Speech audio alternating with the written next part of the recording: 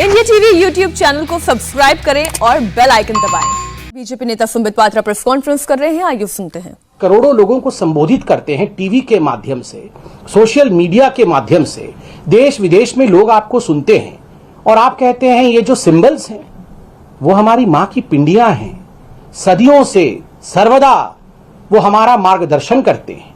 उनके लिए इस प्रकार के शब्दों का प्रयोग करना ये कहीं ना कहीं भावनाओं को ठेस पहुंचाना है। और आज भाषण देते हुए राहुल गांधी जी ने कहा कि आज मोदी जी की नीतियों के कारण मां दुर्गा, मां सरस्वती और मां लक्ष्मी की जो शक्तियां हैं वो क्षीण हो गई हैं, वो कम हो गई है। मुझे आश्चर्य होता है कि राहुल जी आपने अपने छोटे राजनीति के कारण, अपने पेटी पॉलिटिक्स जिसको अंग्रेजी में कहते हैं, पेटी पॉलिटिक्स के कारण आपने भगवती मां को भी नहीं बख्शा। आप हमारे देवी देवताओं को राजनीति में लेकर आ गए। आपने आज जीएसटी को मां लक्ष्मी के साथ कंपेयर किया। आपने कहा जीएसटी आने के बाद मां लक्ष्मी की शक्तियां क्षीण हो गई है। मुझे आश्चर्य होता है, चंद दिनों पहले आपने जीएसटी का कंपैरिजन गब्बर सिंह के साथ किया था।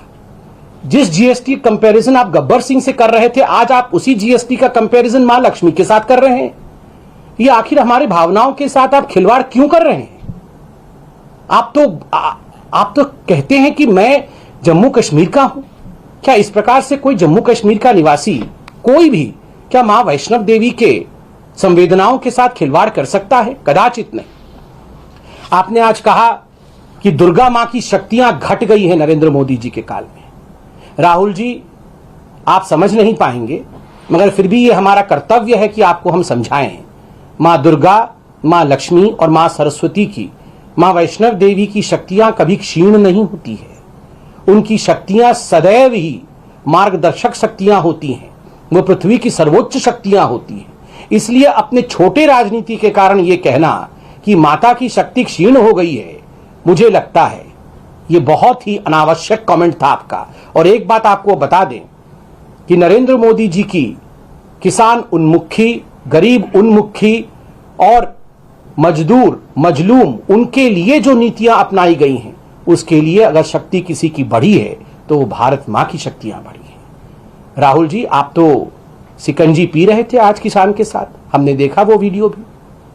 आपने अपनी सिकंजी दी है किसान बंधुओं को और उनसे आपने कुछ सवाल पूछे। क्या कहा उस किसान ने? उस किसान ने कहा ये सरकार बहुत अच्छा काम कर रही है, मोदी जी 6,000 रुपए डायरेक्टली मेरे अकाउंट में भेज रहे हैं, मैं तो सरकार को बड़ा धन्यवाद करता हूं। भोला भाला किसान था, वो भी मां के दर्शन करने गया था। वो जानता नहीं है कौन राहुल जी हैं और क्या आप पिलाने सिकंजी दे रहे हैं, क्या राजनीति आप कर रहे हैं।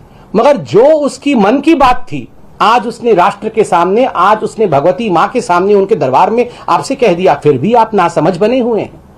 मां भारती की शक्ति, हिंदुस्तान की शक्ति बढ़ी है जब से मोदी जी की सरकार बनी है। राहुल जी, आपने फिर से दोबारा वही गलती किया। आपने कहा कि ये जो हाथ है, ये हाथ शिव जी का हाथ है, ये वाहेगुरु जी का हाथ है। आज जहां मैं नरेंद्र मोदी जी का तहे दिल से धन्यवाद देना चाहूंगा, जिस प्रकार से आज गुरुद्वारों के लिए एक सिख सर्किट खोला गया है, उसके लिए हम सब भारतवासी प्रधानमंत्री जी का धन्यवाद देते हैं। वहीं तकलीफ होती है जब आप वाहेगुरु जी, हम सबकी संवेदनाओं का केंद्र हैं, वो आप कहते हैं कि उनका हाथ कांग्रेस का हाथ है। मुझे लगता है इसके लिए राहुल गांधी जी को क्षमा याचना करना चाहिए। शिव जी का हाथ कांग्रेस का हाथ है। ये इस प्रकार की बातें करके राहुल गांधी जी वही करते हैं जो वो दशकों से करते आ रहे हैं। वो दर्शा देते हैं कि Rahul and maturity can never move together. Rahul Gandhi और परिपक्वता कभी भी एक साथ आगे नहीं बढ़ सकते हैं। Rahul will always remain to be Rahul. Rahul सदैव राहुल ही रहेंगे, वो अपरिपक्व ही रहेंगे और इसी प्रकार से करोड़ों लोगों के भावनाओं के साथ खिलवाड़ करेंगे। आज यह पुनः सिद्ध हो गया है। मुझे लगता है करोड़ों लोगों के भावनाओं को जो हताहत करने की कोशिश कांग्रेस द्वारा की गई है, मां भगवती की शक्तियों को क्षीण बताते हुए, वाहेगुरु जी के हाथों को राजनीतिक हाथ बताते हुए, हमें लगता है कि आज राहुल गांधी जी पवित्र गणेश चतुर्थी के दिन आज गणेश जी उन्हें सद्बुद्धि दे और राहुल जी आज सभी संप्रदाय से क्षमा याचना करें। बहुत बहुत धन्यवाद। कोई प्रश्न हो तो पूछें। राजनीतिक गुरु हैं दिग्विजय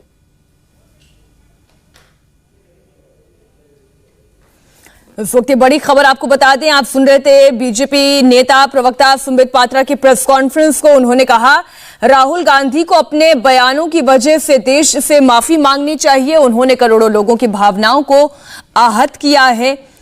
राहुल गांधी देश से माफी मांगे। उन्होंने जीएसटी की तुलना जिस तरीके से की मां लक्ष्मी से तुलना करने पर संबित पात्रा ने उन पर निशाना साधा। उन्होंने कहा कि उन्होंने कई लोगों की भावनाओं को आहत किया।